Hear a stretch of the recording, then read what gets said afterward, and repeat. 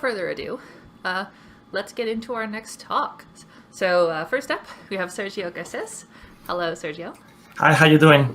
I'm doing well. I'm excited for this last blast of things. And so you started making games on your first PC with an 8086. Yeah, that was a long time ago. Yeah, very exciting. And yeah, started your own indie studio in 2020 and just shipped Mech Armada. Congratulations. Thank you. So go ahead and let's hear some stuff about procedural 3D. All right. So this talk is about procedural 3D environments, and I'm Sergio Garces, and I'll show you quickly. This is the problem I had back in early 2020. I just had created my own studio. I was starting to make a game, and this was gonna be a turn-based tactics game, a roguelike, and all about systems. But I needed to have different environments so that you could have the roguelike element to it. It was gonna be a 3D game. So how would I generate all that environmental art procedurally? That was the question. And so the first thing you think about when you're talking about 3D is that 3D is made out of triangles. So surely there must be a way to grow models procedurally out of simple triangle math.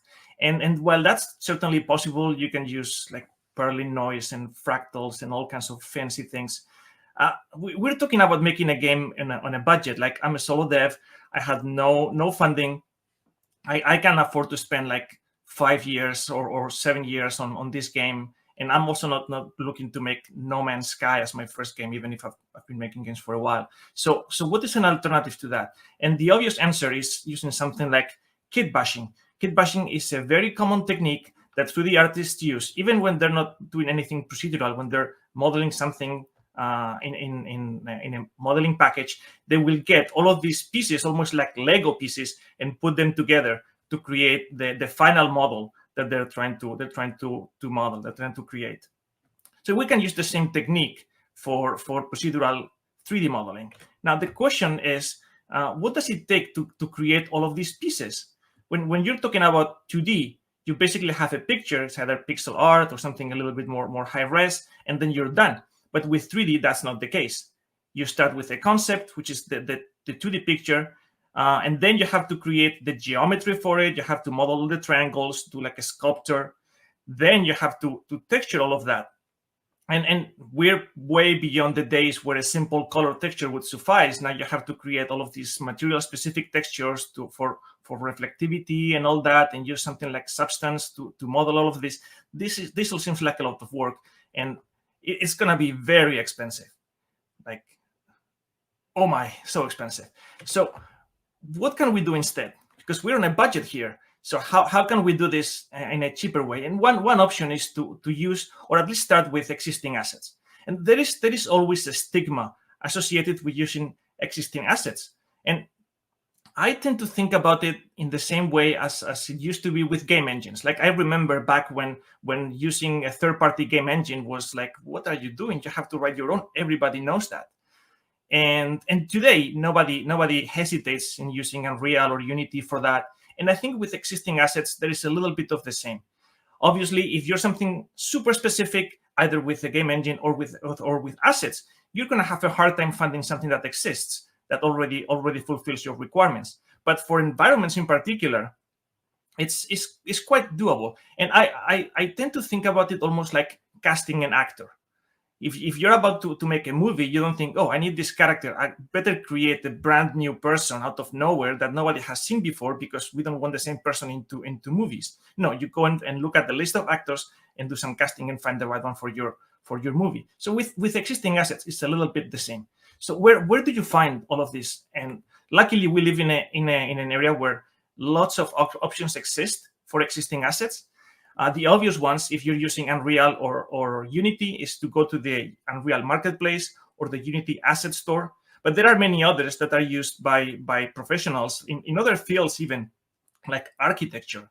You have places like CG Trader, TurboSquid, Sketchfab, and ArtStation. And if you're using Unreal Engine, you actually have a really good resource, something called Quixel Megascans, and those are 3D models and textures that are pictures taken from the real world. It's called photogrammetry, and they're available for free. You can just go in there and get whatever you want and use them in your game. So some considerations when you're shopping for assets is that you probably almost certainly want the assets to be in something called FBX format. This is an Autodesk format, and it's the industry standard. Almost everything comes in FBX. This is not usually going to be a big problem. A little bit more difficult is the shading format that the assets use. The most modern one, and the one that both Unity and Unreal use these days, is called PBR, which stands for physically based rendering. Now, traditionally, you had a color map and then a way to show some kind of reflectivity on the surface called like a specular map or glossiness. Today, we do these calculations in a much more realistic way, much more physical way. And the benefits of doing it this way is that you get the much more consistent look through your game without having to do as much tweaking as you had to do back in the day. And in Unreal and Unity stores, most of the assets are in PBR because that's what everybody uses. But if you deviate from that, you may have to pay attention to this or find a way to translate the assets, which might not always be trivial.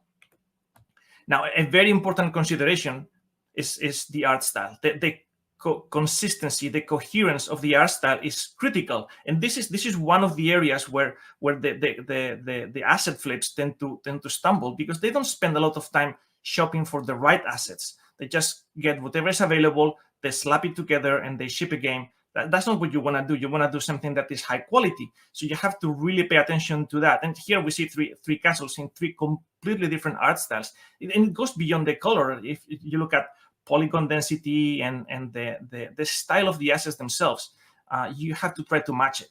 One way to do that is to shop from the same vendor. Like, for example, in the bottom right here, you see assets from Polygon, from Senti. They offer this series called Polygon, where you can get many assets in the same style and build your game based on that. In my case, what I did is I went with a realistic look for Mech Armada, and that way I can look for assets that use photogrammetry and for the most part get a consistent look. Lastly, you have to really pay attention to quality, because it's pretty easy to put assets on the store, and some are definitely better than others. So keep an eye on that, and if you don't find what you're looking for, just keep shopping, because there is a large selection of things that you can get. So you buy your assets, you get your game, and that's it, right? Well, not quite. The first thing that you have to consider is that you're likely gonna want to replace your materials. Now, what is it when I'm talking about a material? A material in a 3D model is how the surface is gonna look. It includes the colors of the surface, how it's going to react to light, and anything else. Materials today are very sophisticated. They use something called the shading programming language that has the ability to control not just the pixels that you see on the screen, but also the positions of the vertices. You can do a lot of very fancy things in there, but they have a huge influence on the final look of the object. And because you're trying to create a cohesive look, and because of some technical reasons, you're almost certainly going to have to replace those materials with your own. Another technical consideration is the texture size. And I'm going to talk a lot about how to make your game perform, because again, if I think back to asset flips, I believe that one of the main things that they don't do right is the performance. They are throwing just a bunch of assets together, and the performance is not going to be great out of the box. So you have to pay attention to that. And texture size is the main reason why your game might require a lot of memory. The fun thing about optimizing this is that you can actually reduce that memory consumption significantly without affecting the look of the game. If you look at these 4 pictures, you can definitely see the difference between like ultra and low, especially if you look at things like the sign on the right. But if you compare ultra and high, you don't see a difference at this size. And if you go pretty far from the image, you won't even see the difference between ultra and low. And that's where you want to be. Now, another trick that many assets I've seen don't do, but you should definitely do, is texture packing. Texture packing is when you get the single texture and you get three different channels in that texture for red, green, and blue, and you pack different information in there. For color, you cannot really do that because you want all the colors unless your texture is a little strange. That's also true for normal maps. They also need all the channels. But for something like a PBR texture, you can definitely do that. And in this example, I'm taking an ambient occlusion texture, which represents how the model hides the light internally. Roughness, this represents how it reflects, and metallic is how the colors change when it reflects in the light, and it packs everything into this funky looking texture that is actually going to be much more efficient than having the other three independently. It's going to, again, reduce our memory consumption, which is something very important. In that vein as well, we want to have level of detail. This is going to impact how many triangles we have on the screen. If the asset that you got does not have level of detail implemented, you will want to do that. And it's actually very possible that the asset that you bought has more detail than you actually need. So even at the highest level of detail, you can probably get rid of some of the triangles and save some memory and save some size for your game. And you can do that with some tools in game, in engine. Like Unreal Engine has tools to do that. But if not, you can use an external tool and just reduce the triangles and create this LOD. LOD stands for level of detail. And the game will choose automatically the one that best represents the cost of drawing the model versus the quality of it. How do you measure this performance? Is you use debug views. There are many debug views, way more than I can cover today. Just a couple of examples. The one on the left is for shader complexity. Remember, we talked about replacement materials. We will definitely want to look at the complexity of the shaders. And if something is too expensive to render, simplify it so that the performance is good. And the one on the right is quite interesting because it shows the density of the texture. If you see something that is white, then it's perfect at this distance. Something that is yellow or red would need more resolution. And something that is green, the textures are too big. In this case, it might be okay if you can move and get closer to them. But if your camera is sort of fixed, or you cannot get any closer to something, you might want to consider reducing the texture size of those textures.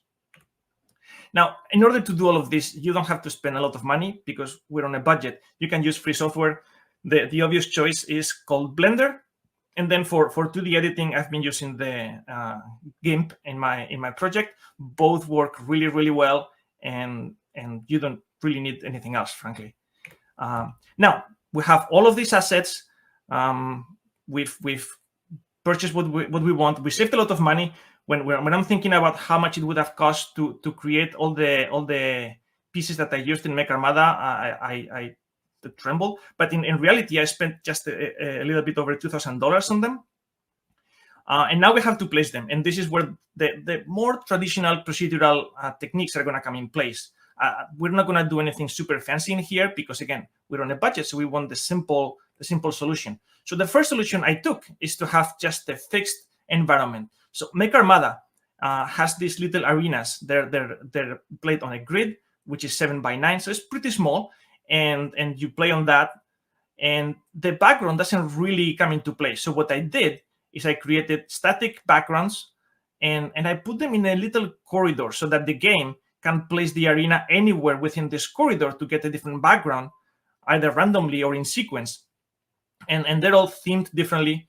And you can see here how there is a space, this flat in the middle for the play area, and everything else is fixed. And this is just to provide some color to the game, because you're always going to get, unless you spend a lot of time in the algorithm, you're always going to get better results with something that is hand placed than with something that is procedurally generated. So this is the background. This provides the color for the game. Then you have all of these pieces that you can place on the board. Now, the size of these pieces, I've been calling them prefabs. Mostly that's a Unity term, even though I was using Unreal. But it's a good description of what they are. These prefabs can vary in size significantly. I didn't go into a lot of detail with them of having like super small ones. But for my 7x9 grid, I had ones that were just 1 square within that grid. Some were 2 squares side by side. Some were 4, the 2x2 section of the grid. And the bigger ones provide the ability to break a little bit of that regularity of the grid. You don't want to just place a bunch of things on the squares and then call it a day. You want to have some variety. So this is some of the collection of prefabs. Now we're gonna place them. And before we go into that, one trick that I think this is specific to 3D is using something called foliage. So foliage is when you have a little object, like a pretty small object. Think of it like a bunch of blades of grass or something like a brick that you can repeat a lot of times, just changing the position, changing the orientation, changing the size, and get something that is interesting and varied. It's called foliage because it's very often used for grass and vegetation, because there is a lot of that repetition with different sizes and positions. But it can be used for anything. In this case, for bricks or for like buildings in a distance, whatever you want. Something that is very important if you're implementing something like foliage in your game is to make it instanced. So you're gonna have to use something called instance message. All the game engines support it. It's something native to the graphics cards, because the main difficulty you have when you're putting together a 3D game is that if you have too many objects, you're gonna have too many draw calls. So a draw call is when you send information to the GPU. If you do that too many times, your performance is going to be bad. So if you place 1,000 blades of grass, that's going to be 1,000 draw calls, and it's going to be very, very slow. So what you do is you send a single draw call with the information for the 1,000 blades of grass in one call. That's much more efficient, and it's gonna give you the look that you want. So I was using this in some of my prefabs. I wrote a little tool that would sprinkle these things, and then I can adjust some of them and get that look with very simple geometry to start with. Now, if I wanna place those things now in my game, the first thing is having some understanding of where they're gonna go. I didn't go with a fully random generation for the map, because it's probably too complex to do in a short amount of time. So what I did is I created a very simple level editor, and I created many levels. So you see it on the left, and some tiles can be blocked or can be slow or can be fast, can have like different properties, and I can put together one of these in like a couple minutes and save 100 of them, and then just choose one randomly. And that gives me the variety for the layout, because the layout is what determines the gameplay. The visuals are important, but they don't affect the gameplay at all. Once the layout is defined, and I could play the game even with the icons. Once I pick one randomly, then the question is, how do I dress it with proper 3D geometry? And a simple approach would be to I see a block tile, I have a collection of prefabs that represent something blocked, so I just pick one randomly and I place it. Then from the simple obvious solution, I can start adding some rules to have some variety.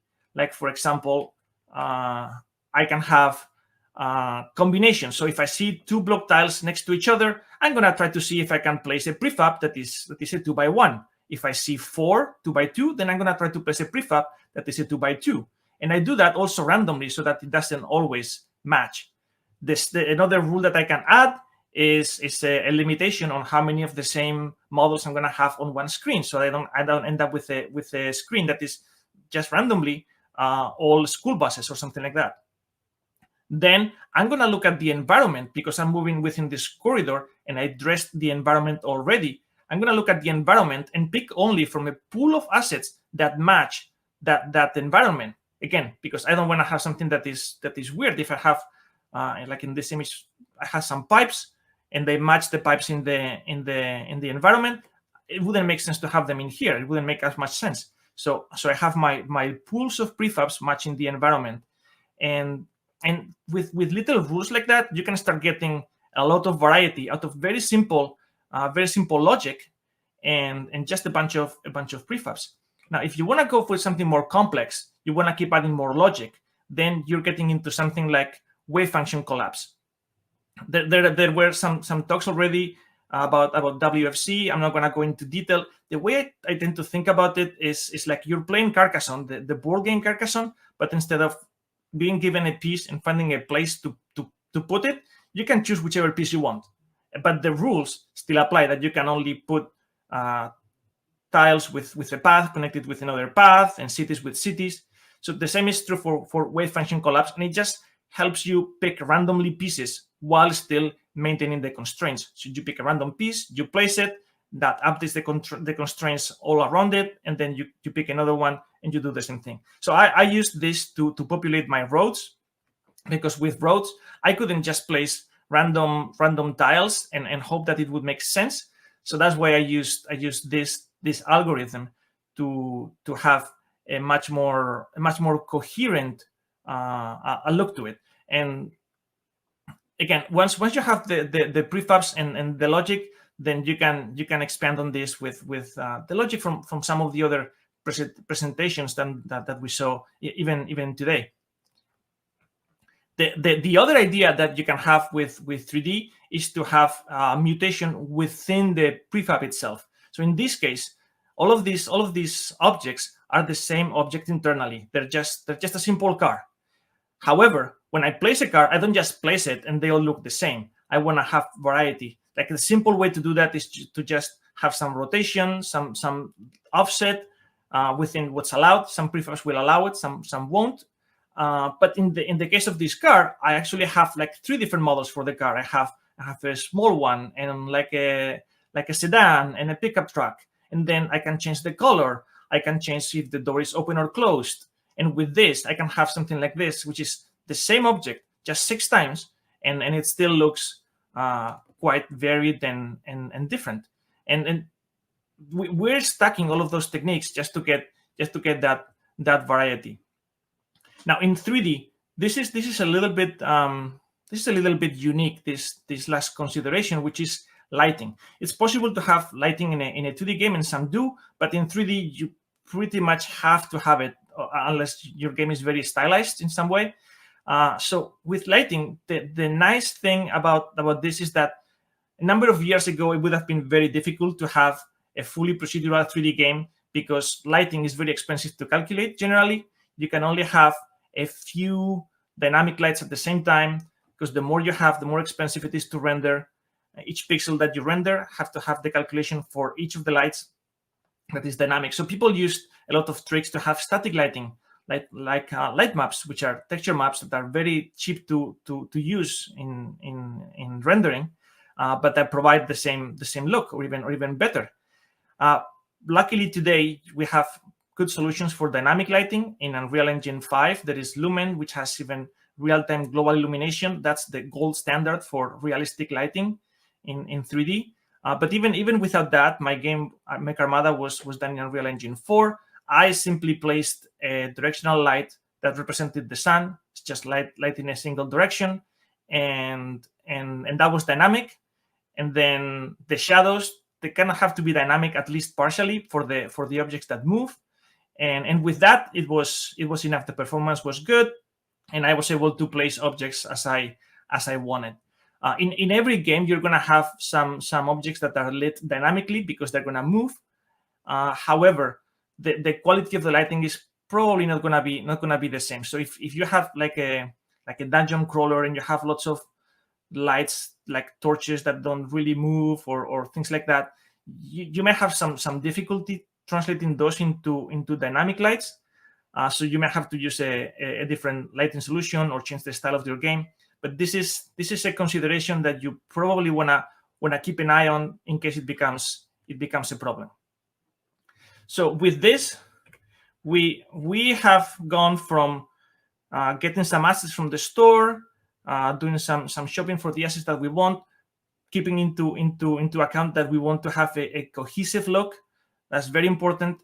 We use all the considerations for shopping the assets, and then we're going to change the materials. We're going to make them more consistent. We're going to make them more performant. We're going to adjust the textures so that everything looks and plays really, really good. Then we're going to place them, and for that, we're going to use similar techniques than what we use for 2D. So we're going to have some logic to place objects randomly, and then choose between our prefabs, combine them in some interesting ways, change their position and orientation, possibly use something like WFC for more complex positioning logic, and all of this while keeping into account the lighting of the scene. We don't want to run into a problem late in the game with that. And so that's what I did with Mech Armada. Go check it out if you like to see how it works. There's a demo available on Steam right now, and that's my talk. So if there are any questions, I'd be happy to to answer.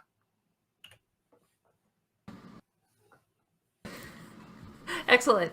Thank you. Yeah, really good stuff. I feel like you packed so much into that. Like I speak very fast. I'm sorry about that. No, well, thank you, Maggie, for captioning. Yeah, but I think it's great, especially I really enjoyed seeing how there are a lot of shared concepts in terms of stuff like wave function collapse and some of that, okay, have a few different options for the car and like modify the rotation. Like I think that's fairly familiar to people coming from 2D, but then a bunch of the considerations of like, the landscape or scatter tool and how that's often really useful, and lighting and talking about shaders, all of that is specific to 3D. So that mix of the two is cool. Sweet. Yeah, we do have one question from Nuts for Nuts for Nuts, who's some kind of rat chart criminal.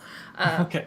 When in the dev process do you start shopping for assets? Do you come up with a shopping list and search versus browsing a marketplace? Do you shop all at once or buy nice ones as you come across them? That kind of thing. Yeah, it's a little bit of both. Like I started fairly early on, because it's very good for prototyping your game, getting a bunch of store assets for cheap, and then you put something together that is better than just boxes.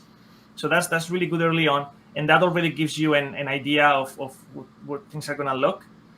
Then as you're building the game, you come up with, okay, I need to create a level that's gonna look sort of like this, and then you spend some time looking for assets. But as you're doing that, you might see something that goes, that's interesting. I might wanna use this somewhere else. And then you start bookmarking those and using them later. So it's a little bit of both. You go shopping for something specific, and then either you find it or you don't. If you don't, you may have to change your plans. That's the reality, because or create something custom.